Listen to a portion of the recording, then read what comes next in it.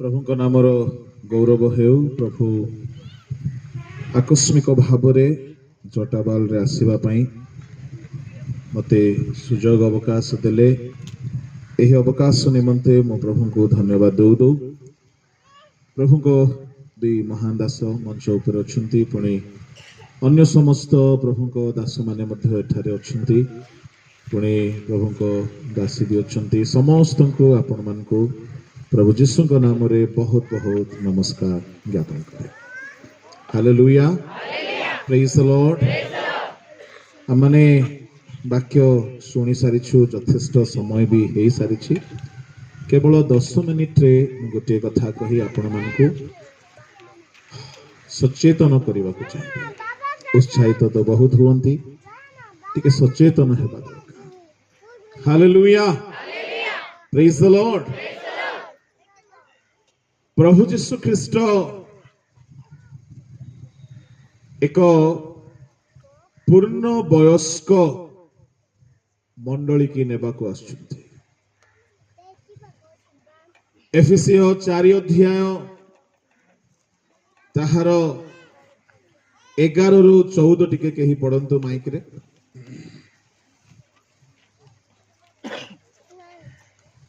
पढ़ंतु mic रे नहले भी पढ़ंतु। से कहा कहा को प्रेरित, हां, कहा कहा को भाववादी, कहा कहा को सुसमाचार प्रचारक, पुणी कहा कहा को पालक और शिक्षक रूपे नियुक्त करी दान करियछंती। जेपरी साधु माने से कार्य निमंते सिद्धि लाभ करंती और ख्रीष्टଙ୍କ शरीर निष्ठा प्राप्त हुए।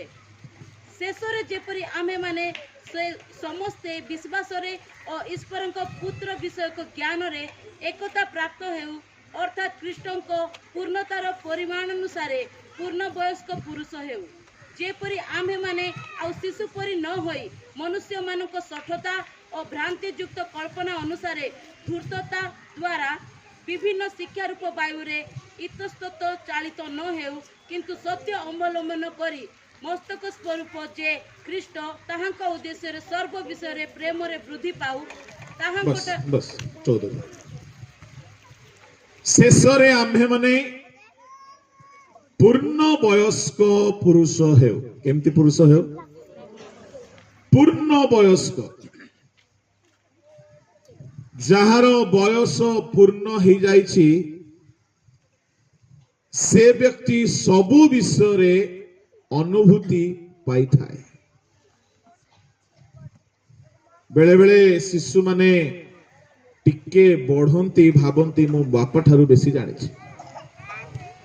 जेतेबेले किशोर अवस्था किशोरी अवस्था बा टीन एज को आसंती भाबंती मो ठारू बेसी बुद्धिमान केही नाही,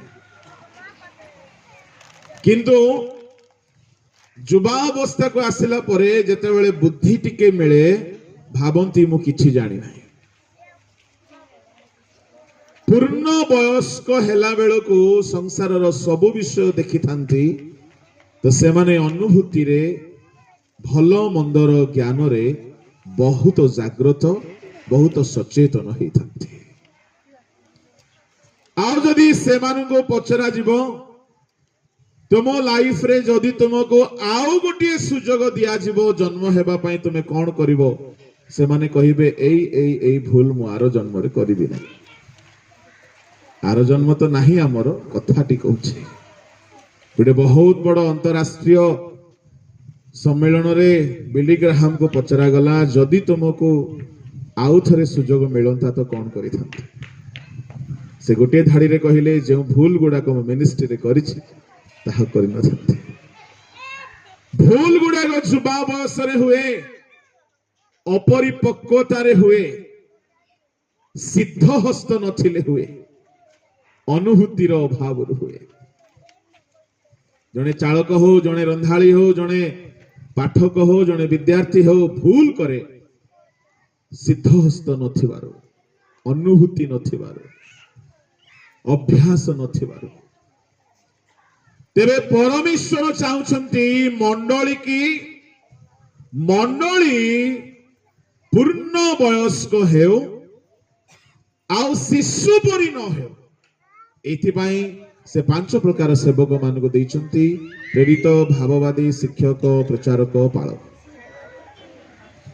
परमेश्वर आमान को निमंते भिन्न भिन्न प्रकार सेवा आउ सेवक मान देइछंती उद्देश्य होची आमाने शेष रे पूर्ण वयस्क हो आत्मिक जीवन रे प्रभु को लोक माने किंतु अनेक समय रे आम भितर शिशुर अवस्था ही देखा दिए आमे शिशु हेकि ही प्रायतः समय आमर बही जाए आमे बुढ़ा ही जाओ आमे कबर को चली जाओ किंतु आत्मिक भाव रे शिशु ही थाओ शिशुर मु 4-5टा लक्षण कहिबे परंतु प्रथम 3 लक्षण ताहा लेखा अछि प्रथम कोरिन्थी 3 अध्याय रो 1-2-3 रे पढंतु हे भाई माने ଟିକେ ଜୋରରେ हे भाई माने ମୁଁ आत्मिक मना लोकन को कहिला परी ହଁ तुम मान को कहि पारिली नाही ହଁ किंतु शारीरिक लोक मान को ओ कृष्ण को ठारे शिशु मान को कहिला परी तुम मान को कहिली शिशु मानंकु कहिला परी तुम मानंकु कहिली केउ मंडलीर लोक मानंकु करिन्थिय मंडली जे मंडली रे भिन्न भिन्न आत्मा को दान वरदान रे लोक माने सेवा करुथिले भाववाणी कहउथिले परभाषा कहउथिले दर्शन पाउथिले किंतु से माने ख्रीष्टन को ठारे ए पर्यंत कोन अछंती शिशु तळको पड़ मु तुम मान को दुग्ध पान कराई गला अन्य खाद्य देली नाही कौन कराई गला ता माने शिशु बोले 10 वर्षर पिला को भी कहा जाय परिबो किंतु करिन्थिय मंडली रो अवस्था केमिति खीरो पीवा अवस्था ता माने एते सानो लोक माने से माने आत्मिक जीवन रे केउ केउ स्वभाव सेमान को शिशु करि देला से माने शरीर रे वयस्क से माने वरदान पाइछंती से माने प्रचार करंती से माने भलो शिक्षक प्रथम कोरिन्थी 1:5-6 पढ़िबे से माने कौनसी अनुग्रह दान रे कम नथिले पढ़ो टिके कारण ताहांक ठारे समस्त विषय रे विशेषतः समस्त प्रकार शिक्षा दान रे और समस्त प्रकार ज्ञान रे तुमे माने धनवान होई अछ बाबा ज्ञान रे धनवान शिक्षा रे धनवान भलो शिक्षा दे बोली कहले एमिति शिक्षा देवे जे मुंड खराब होई जीव सुनिले एते गभीर शिक्षा देवे किंतु ख्रीष्ट को ठारे शिशु हेले प्रभु शिक्षक मान को नेबा को आसुछंती कि ना पूर्ण वयस्क लोक को नेबा को आसुछंती हमर शिक्षा दान थाई पारे कोनोसी कोनोसी दक्षता थाई पारे तळको टिके पड़ो एही प्रकारे ख्रीष्टंकर साक्ष्य तुम मानक मध्य रे स्वीकृत होई अछि एणु तुमे माने आम मानक प्रभु जीशु ख्रीष्टंकर प्रकाश निमंते अपेक्षा रे थाई कोनोसी अनुग्रह दान रे उणा पड़ी ना हो कोनोसी अनुग्रह दान रे कम ना हो तुमे माय गॉड ता माने सब दान अछि से मंडली रे किंतु ख्रीष्टंक ठारे से माने कोंदु टिके जोरे कोंदु दिन 12टा परे मते कम सुफे टिके का परी कोनोसी अनुग्रह दान रे उणा नहंती ता माने भाववाणी दान अछि रोग सुष्ट दान टिके जोरे कोए शिक्षा करिवार दान गीत गाइबार दान सब दान अछि कोनोसी दान रे उणा नहंती किंतु ख्रीष्टंक ठारे शिशु 5 प्रकार सेवक मान को प्रभु देइछंती मंडली शेष रे पूर्ण वयस्क हो शिशु हेले चलिबो चलंतु प्रथम कोरिन्थी 3 अध्याय शिशु सेठारे 3टा लक्षण अछि 3-4टा लक्षण अछि सेठा पढो 3 रो 1 2 3 हे भाई माने एक हेला 2 3 पढो हे भाई माने मु आत्मिक मन लोकन को कहिला परी 2 3 पढो मु तुम मान को दुग्ध पान कराई अन्य खाद्य देली नाही କାରଣ ତୁମେ ମାନେ ତାହା ଗ୍ରହଣ କରିବାକୁ ହଁ। ସମର୍ଥ ନଥିଲ ହଁ। ଆଉ ଏବେ ମଧ୍ୟ ସମର୍ଥ ହୋଇନାହ। ହଁ। ଯେଣୁ ଏପର୍ଯ୍ୟନ୍ତ ତୁମେ ମାନେ ଶାରୀରିକ ଅଟ ଏ ପର୍ଯ୍ୟନ୍ତ ତୁମେ ମାନେ ଶାରୀରିକ, ସମସ୍ତେ କୁହନ୍ତୁ ଶାରୀରିକ, ଜୋରେ କୁହନ୍ତୁ ଶାରୀରିକ। ସବୁ ବରଦାନ ଅଛି, ଆତ୍ମାଙ୍କ ବରଦାନ ଅଛି, ଆତ୍ମିକ ହେବା କଥା କି ନାହିଁ, କିନ୍ତୁ କଣ ହେଇଯାଇଛନ୍ତି ପ୍ରଭୁଙ୍କ ଲୋକମାନେ। ପାଉଲ କହୁଛନ୍ତି ଏ ପର୍ଯ୍ୟନ୍ତ ତୁମେ ମାନେ ଶାରୀରିକ, ତା ମାନେ ଯୋଉମାନେ ମଣ୍ଡଳୀରେ ଥାଇକି ମଧ୍ୟ ଆତ୍ମା ପାଇକି ମଧ୍ୟ ଯୋଉମାନେ ଶାରୀରିକ ଆଚରଣ କରନ୍ତି, ଏମାନେ ସମସ୍ତେ ଖ୍ରୀଷ୍ଟଙ୍କ ଠାରେ ଶିଶୁ। ଆତ୍ମା ପାଇ ଦେଇଥିବେ, ଦାନ ବରଦାନ ପାଇ ଦେଇଥିବେ, ଦର୍ଶନ ଦେଖି ଦଉଥିବେ, କିନ୍ତୁ ସବୁବେଳେ ଶାରୀରିକ ଆଚରଣରେ ଥିବେ, ଶାରୀରିକ ଅଭିଳାଷରେ ଆଚରଣ କରୁଥିବେ, ଶାରୀରିକ କାମୁକତାରେ ଆଚରଣ କରୁଥିବେ। ଶିଶୁର ଲକ୍ଷଣ ଶାରୀରିକ ଅଟେ। ଜଣେ ଦାନ ବରଦାନ ପାଇଯିବା ଦ୍ୱାରା ଆତ୍ମିକ ହୋଇଯାଏ ନାହିଁ, ତାହାର ସ୍ୱଭାବରେ ତାହାର ଆତ୍ମିକତା ପରିଲକ୍ଷିତ ହୁଏ। ପ୍ରଭୁଙ୍କ ଲୋକମାନେ, ତେବେ ଏଠାରେ କୁହାଗଲା ତୁମେ ମାନେ ଶାରୀରିକ, ସେମାନଙ୍କ ମଧ୍ୟରେ ଶାରୀରିକ ଆଚରଣ ଥିଲା, ଯାହା 5 ଅଧ୍ୟାୟରେ ଦେଖୁଛୁ ଏମିତି ଶାରୀରିକ ଯେ ଜଣେ ଜଣଙ୍କର ବାପାଙ୍କର ସ୍ତ୍ରୀକୁ ମଧ୍ୟ ଭ୍ରଷ୍ଟ କରିଦେଇଛି। ମାନେ ଏତେ ଶାରୀରିକ। କରିନ୍ଥୀୟ ମଣ୍ଡଳୀ ବହୁତ ଶାରୀରିକ ମଣ୍ଡଳୀ ଥିଲା। ପ୍ରଭୁଙ୍କ ଲୋକମାନେ ଯୋଉମାନେ ଶାରୀରିକ ଭାବରେ ଆଚରଣ କରନ୍ତି, ସେମାନଙ୍କର ବହୁତ ଲକ୍ଷଣ ଅଛି, ସବୁ କହିବା ଦରକାର ନାହିଁ, ଆଜ୍ଞା ତ କହିଥିବେ ବହୁତ କଥା, ସନ୍ଧ୍ୟାରେ ବି ଭଲ କରି ଶୁଣିବେ ଆପଣ ମାନେ। ମୁଁ କହିବି ଶାରୀରିକ ଲୋକର ଆଉ 2ଟା ଲକ୍ଷଣ ଯାହା ବହୁତ ଭଲ ଭାବରେ ମଣ୍ଡଳୀ ଭିତରେ ଅଛି। ଶାରୀରିକ ଲୋକମାନେ ଅନ୍ୟକୁ ତାଡ଼ନା କରନ୍ତି। ଗଲାତୀୟ 4 ଅଧ୍ୟାୟର 29 ଟିକେ ପଢନ୍ତୁ ଜଲ୍ଦି। କିନ୍ତୁ ଶାରୀରିକ ସ୍ୱଭାବ ଅନୁସାରେ ଯେ ଜାତ, ହଁ, ସେ ଯେପରି ସେହି ସମୟରେ ଆତ୍ମାଙ୍କ ପ୍ରତିଜ୍ଞା ଅନୁସାରେ ଯେ ଜାତ, ତାଙ୍କୁ ତାଡ଼ନା କରୁଥିଲା। ତାପରେ ସେହିପରି ଏବେ ମଧ୍ୟ ଘଟୁଅଛି। କେବେ ଘଟୁଅଛି?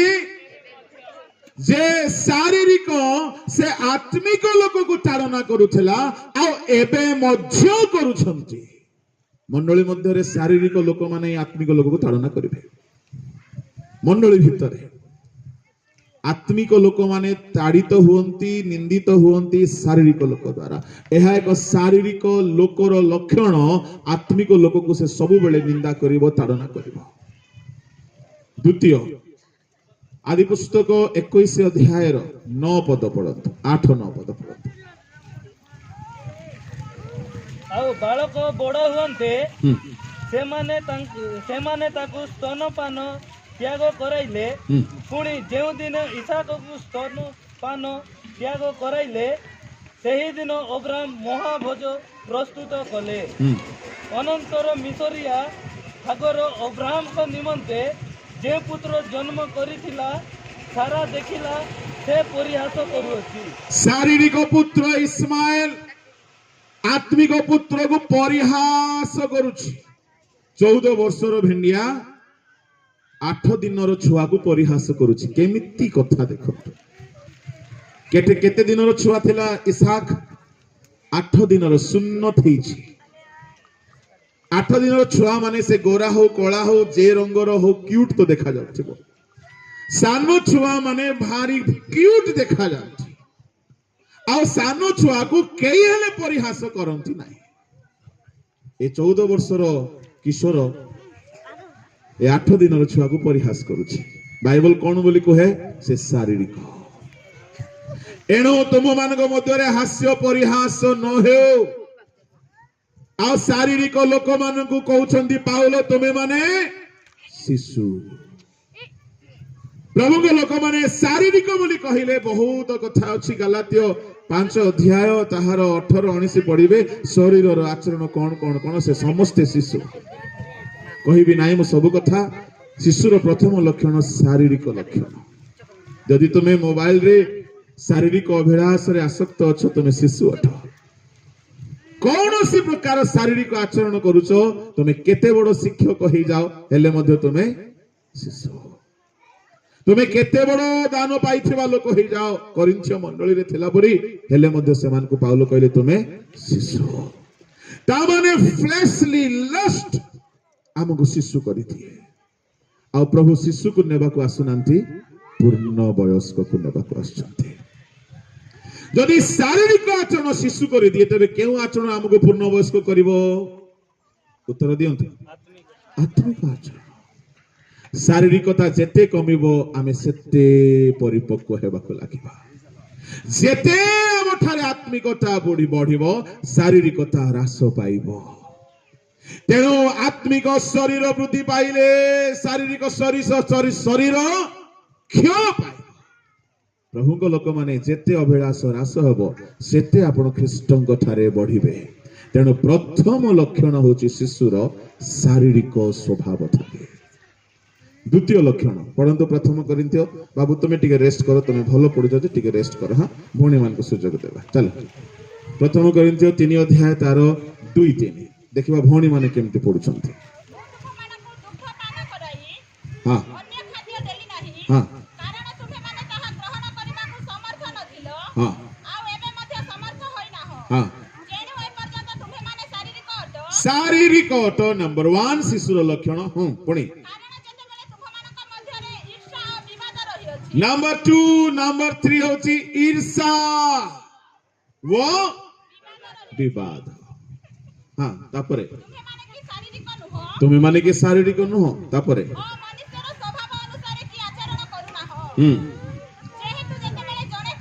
हां हां हां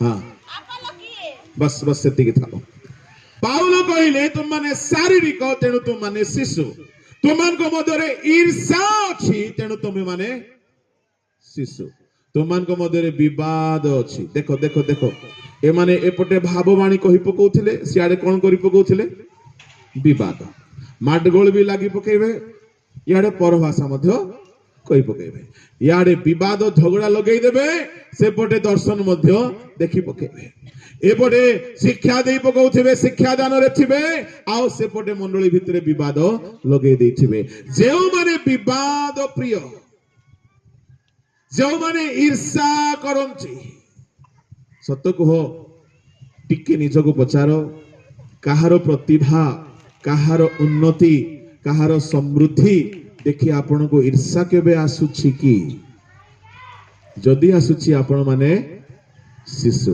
सबुठारु बड़ रोग आत्मिक लोक माने मध्य आत्मिक लोक प्रति ईर्षा कर दियंती चलो घर गाड़ी बंगला धन संपत्ति देखि ईर्षा हेबो सांसारिक लोक मानु किंतु आत्मिक लोक मानु जदि ईर्षा आसी गला तेबे आ केउठारे आमे आत्मिकता को खोजिबा प्रभु लोक माने अन्यर प्रशंसा हेला बेलको सबुठारु सान लोकर प्रशंसा हेबो बड़ लोक सम्मुख रे सेते बेले जदि ईर्षा आसुनाई ताहेले आपण शिशु नहंती सान लोकर प्रशंसा हेला बेलको बड़ लोक खुशी हेबार अछि बड़ लोक भाबंती कोन ये मो पई थ्रेट अटे आकु केमती करी हेले बर्बाद करि दियो एया थिला साउलर स्पिरिट दाऊदर प्रशंसा हेला बेलको सही पारला नाही मंडली भितर ईर्षा देखा दिए बाइबल प्रथम ईर्षा बेदी रे देखा देइथिला कहि न हेबल बाइबल रे यीशु को प्रति ईर्षा जाजक मान को ठारे देखा देइथिला ता माने ईर्षा मंडली भितर बुलुछि जाजक हे जाई छंती किंतु ईर्षा छाड़ी नांती ता माने से माने शिशु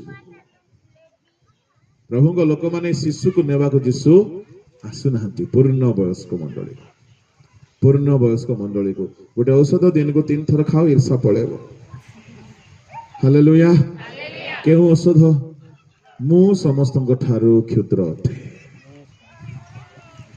निजको समस्त ठारू क्षुद्र करिबो से माने बढ़ंतु मते रास पाइबो सकाळे खाली पेटरे दिन बेले खाइला परे रात्रि सोइबा पूर्व तार अर्थ कोन उठु उठु भाबिबो मु दुनिया रे सब ठारू क्षुद्र लोक दिन सारा भावुथिब मु सबुठारु सान समस्ते बढन्तु प्रभु मते सान कर राति रे सोइबा बेले मते चिंता करिवो प्रभु समस्ते बुद्धि पांतु मते सान हेबाकु जे आपण को नत करे से प्रभु ताहाकु हालेलुया केबे ईर्षा आसीबो ना ईर्षा आसे केते बेले जेते बेले आपण तुलना करंती अरे से बढी गला मु कमी गली तुलना करिवे ना each one is unique one प्रत्येक प्रभु को दृष्टि रे महान अटंती खास अटंती तुलना करिवे ना तुलना कले आपण को ईर्षा आसीबो तुलना कले डिप्रेशन आसीबो तुलना कले गर्व भी आसीबो सावधान समय भावर मु एठारे समाप्त करिवि ईर्षा एक शिशुर गुण विवाद एक शिशुर गुण सेठारे तृतीय शिशुर गुण अछि कि तुममान को मध्यरे केही कहंती आमे अपोलोर केही कहंती आमे पाउलंकर केही कहंती आमे केफांकर केही कहंती आमे ख्रीष्टकर गला दल दल भेद केही कहंती आमे पाउलंकर कोन हेतिबो सुनंतु टिके पाउल दल लोक अछंती करिन्थिया मंडळे से माने पाउलंकर बिग फैन से माने कहे पाउलर चिट्ठी पढ़बू कि तुम मुंड घबराई पाउलर रुमाल रे सुस्थ होउछि रे पाउलर गामछा रे सुस्थ बइला बेले को केफांगर टीम अछंती तांकर फैन अछंती से माने कहबे तोर पाउलर छाई रे सुस्थ हेबो हमर पितरर छाई रे सुस्थ हो जाउछि तोर पाउलो केबे हेले जिसुंगर टीम रे थिला आमर जिसुंगर टीम रे पितर मुख्य थिला आमे मुख्य रे बोली सिमोनर दलर लोक तांके टेम्पर होथिबे एतिके बेल को आ गुटे दल बाहरिबे कार दल आमे अपोलोन करो तोर सिमोन पितर को छाड़ो तोर पाउलो को छाड़ो पाउलो वक्ता नहीं कि पितर भी वक्ता नहीं अपोलो सुवक्ता बोली बाइबल रे लिखा अछि केते लोक अपोलो को पसंद करले आउ दले कहले तीनटा दल जाक ठीक नाही ना सिमोनर दल ठीक ना पाउलर दल ठीक ना अपोलोर दल ठीक आमे होचो को ख्रीष्टंकर आपण कोंतु आपण को दल को जिवे हां सुनो आपण भी भूल कहले लागुथिबो केमती भूल ए माने सिमोनर दल संगरे मिसबे नाही ए माने पाउलर दल संगरे मिसबे नाही ए माने अपोलोर दल संगरे मिसबे नाही गुटे गोटे ठिया हितबा बगो परी आमे खाली जिसु को मिसबो ओनली जीसस को पाउलो दरकार नाही हमको को अपोलो दरकार नाही को केडे सुंदर वक्ता हेले मध्ये हमको दरकार नाही हमको खाली जिसु आगे ठीक की एटा भी ठीक आमे समस्त ख्रीष्टन को ठारे एक कहबार अछि जेउ ठारे पर्सनल फैनिज्म आसी जाए मु खाली अमुक वक्ता को ही फॉलो करिवि अमुक दल रे ही थिबि अमुक संस्था रे ही थिबि अमुक जगह रे ही थिबि ताहा मध्ये शिशुर अवस्था होते शिशु को पिला बेले खाली चुपरीबा लॉलीपॉप का भल लागबो निंबो पत्र भल लागबो परिपक्व हेला पर कहबो थाळे थाळे मध्ये मो पिता खाइबि आज्ञा काहे कि शुगर बैलेंस हेबो मिठा मध्य खाइबी भात मध्य खाइबी राग मध्य खाइबी पिता मध्य खाइबी परिपक्व लोक माने समस्त को नहीं कि चलते दल भेद करते ना शिशुर एटा हला चतुर्थ लक्षण पंचम लक्षण पढ़ो एव्री यह कहि कि सारी मु पंचम लक्षण एव्री 11 अध्याय 24-25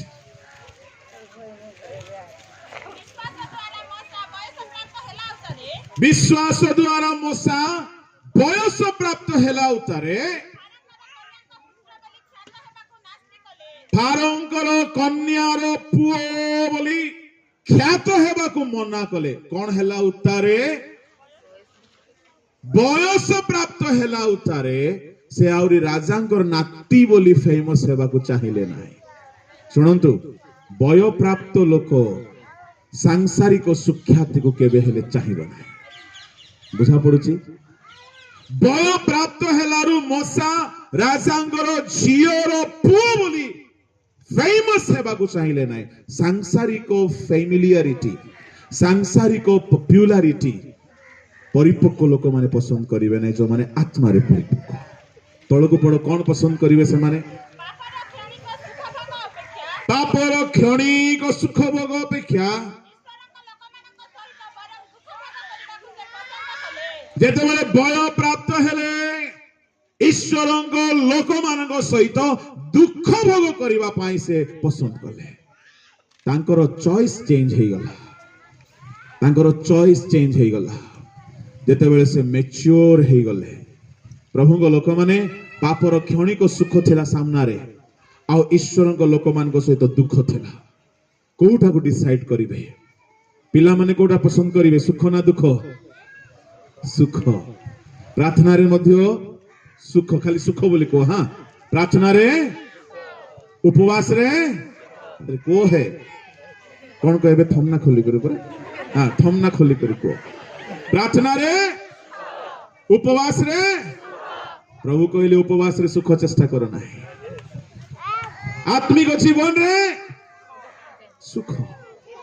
ତୁ ସବୁ ସୁଖ ପାଇଲୁ ରେ ପୁଅ, ଏଣୁ ଏବେ ନରକରେ କଲ ଭଲ। ଏଣୁ ଶିଶୁ ମାନେ ସୁଖ ଖୋଜନ୍ତି, ଆଣ୍ଠୁ ମାଡ଼ିବେ ନାହିଁ ଠକ ଯାକ। କାହିଁକି? ଆଣ୍ଠୁରେ ତାଙ୍କୁ ସୁଖ ଦରକାର। ଉପବାସ କରିବେ ନାହିଁ, ପାପ ଛାଡ଼ିବେ ନାହିଁ। ବଳ ପ୍ରାପ୍ତ ହୁଅନ୍ତି ମୂଷା ସୁଖକୁ ଛାଡ଼ିଲେ, ପାପରେ ମିଳୁଥିବା ସୁଖ ଆଉ ଦୁଃଖକୁ ମନୋନୀତ କଲେ। ପ୍ରଭୁଙ୍କ ଲୋକମାନେ, ପ୍ରଭୁ ଯୀଶୁ ଆସୁଛନ୍ତି ଖ୍ରୀଷ୍ଟଙ୍କ ଠାରେ ପୂର୍ଣ୍ଣ ବୟସ୍କ ମଣ୍ଡଳୀକୁ ନେବାକୁ। ଆପଣ ଶିଶୁ ହେଇକି ଯଦି ରହିବେ ତାଙ୍କୁ ସାକ୍ଷାତ କରିପାରିବେ ନାହିଁ। ପ୍ରଭୁ ଆମମାନଙ୍କୁ ସାହାଯ୍ୟ କରନ୍ତୁ, ଆମମାନେ ପୂର୍ଣ୍ଣ ବୟସ୍କ ହେଉ। ଆସନ୍ତୁ ପଦେ ପ୍ରାର୍ଥନା କରିବେ। ସ୍ୱର୍ଗୀୟ ପିତା, ତୁମ ବାକ୍ୟ ଅନୁଯାୟୀ ଆମ ସମସ୍ତଙ୍କୁ ପ୍ରଭୁ ଈର୍ଷାରୁ, ବିବାଦରୁ, ଶାରୀରିକ ଆଚରଣରୁ, ଦଳଭେଦରୁ ମୁକ୍ତ କର ପିତା। ପାପର କ୍ଷଣିକ ସୁଖକୁ ଛାଡ଼ି ତୁମ୍ଭ ଠାରେ ପୂର୍ଣ୍ଣ ବୟସ୍କ ହେବାକୁ ସାହାଯ୍ୟ କର। ଏ ବାକ୍ୟ ପ୍ରତ୍ୟେକ ଜୀବନରେ କାର୍ଯ୍ୟ ସାଧନ କରୁ। ତୁମ ଆଗମନ ବେଳେ ଆମେ ଯେପରି ପ୍ରଭୁ ପୂର୍ଣ୍ଣ ବୟସ୍କ ଭାବରେ ଦେଖାଯିବୁ, ଏହିପରି ଆମମାନଙ୍କୁ ଦୟା କର। ତୁମ ଠାରେ ସମର୍ପଣ କରି ପ୍ରାର୍ଥନା ଯୀଶୁଙ୍କ ନାମରେ ମାଗିଲେ, ଆମେନ୍।